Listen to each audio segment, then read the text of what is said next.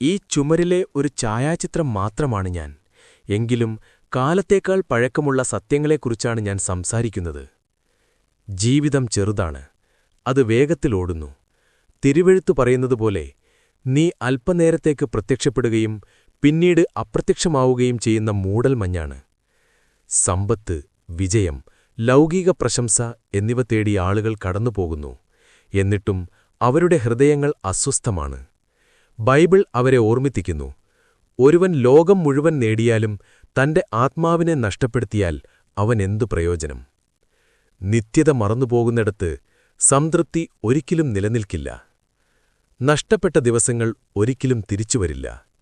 ഞങ്ങൾ ജ്ഞാനമുള്ളൊരു ഹൃദയം പ്രാപിക്കേണ്ടതിന് ഞങ്ങളുടെ നാളുകളെ എണ്ണാൻ ഞങ്ങളെ പഠിപ്പിക്കണമേ. സമയമുള്ളിടത്തോളം കാലം പരസ്പരം സ്നേഹിക്കുക. ഹൃദയങ്ങളെ മുറിവേൽപ്പിക്കരുത്, കാരണം അതെളുപ്പത്തിൽ പോകില്ല. എല്ലാറ്റിനുമുപരി പരസ്പരം ആഴത്തിൽ സ്നേഹിക്കുക, കാരണം സ്നേഹം പാപങ്ങളുടെ ബഹുത്വത്തെ മൂടുന്നു. നിശബ്ദമായ ജീവിതങ്ങൾ കടന്നുപോകുന്നത് നോക്കി ഞാൻ ഈ ചുമരിൽ തന്നെ തുടരും.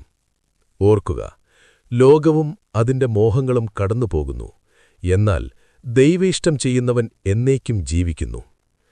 സ്നേഹം തിരഞ്ഞെടുക്കുക, ദയ തിരഞ്ഞെടുക്കുക, മതിലിനപ്പുറം കാലത്തിനപ്പുറം നിലനിൽക്കുന്നത് തിരഞ്ഞെടുക്കുക.